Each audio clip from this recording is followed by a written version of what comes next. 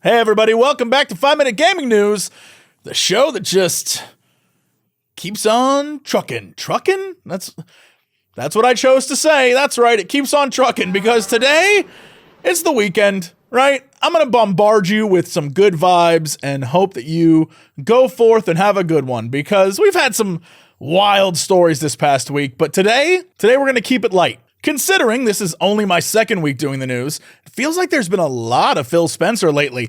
I don't know if this is a thing I'm gonna have to deal with for the rest of my time doing this, or if he's just in the news right now a bunch, but man, every single day it's Phil Spencer this, Phil Spencer that. I'm kind of impressed. Today he's in the news because yesterday he tweeted, had good calls this week with the leaders at Sony.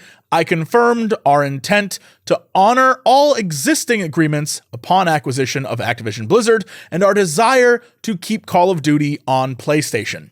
Sony is an important part of our industry and we value our relationship. And again, with all things Phil Spencer says, this could be carefully crafted corporate speak, or he could really be just touching in on the heart of gaming. I don't know.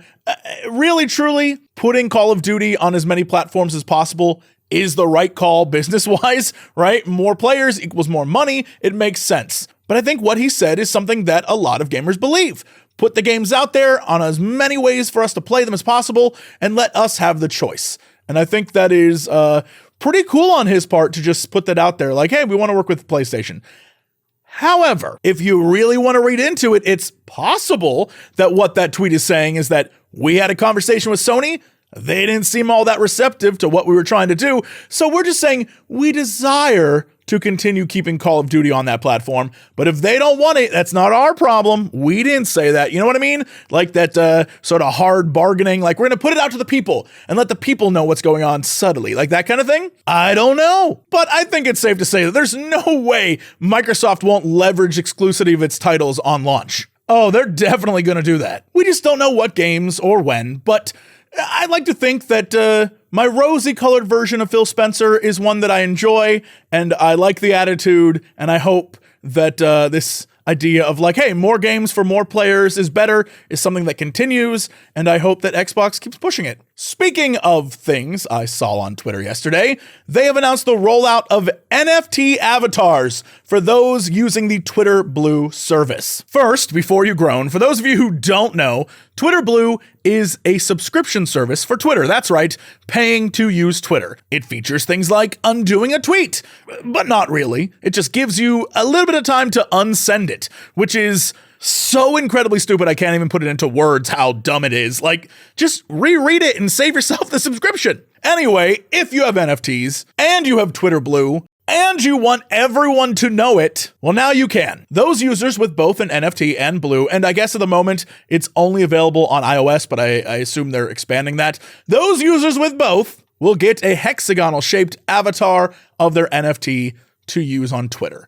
And if you think that sucks just as badly as I do, hey, you're not the only one. We're not the only one. Turns out Better TweetDeck, one of the extensions for Twitter, has a thing now where you can mute every single person who has one of those. So if they have a hexagonal avatar, you can just boop, mute them. And frankly, that's why I consider this a good vibe story. In other news that makes me happy because it makes a lot of you happy, during a live stream this week, the Maxis team behind the incredibly popular Sims has revealed the ability to fully customize your Sims with options for pronouns. Now, I've never really played The Sims. I've definitely goofed around and like put people in a pool. You know what I mean? However, I have a lot of friends and family who are, and I recognize the popularity of the game, and more importantly, how good this is for the community as a whole. I think this is great. I think it's a super fun addition. I think that it is awesome to be as inclusive as possible, and I think this is fantastic. So in the game, instead of hello, my name is ... now it's hello, my name is, and my pronouns are, with the option to use he, him, his, she, her, hers, they, them, theirs, and a fourth option allowing you to put in your own pronouns. While there isn't a date for when it will be implemented, it's on its way, and I think that is pretty neat. In news of things I think are super neat and do play, a trailer for the story of Horizon Forbidden West was released this week, and I am so incredibly hyped for it. I am ready to jump back into this world. It looks beautiful. You all know I love me some Aloy, but truthfully, I'm just hyped to see my man Lance Reddick again. Every game he's in, he is so good, and his story in Horizon Zero Dawn was great, so I'm excited to see where that goes. I'm excited to see where the game goes. I just want to jump back in with wacky robots and shooting dinosaurs with the bow and arrow. You know, good old-fashioned gaming. Anyway, that's it for me. Thank you so much for another week of just great response and reaction to these 5-Minute Gaming News episodes. More to come. I'll see you all Monday. Thanks again. Have an excellent weekend. Bye, everybody.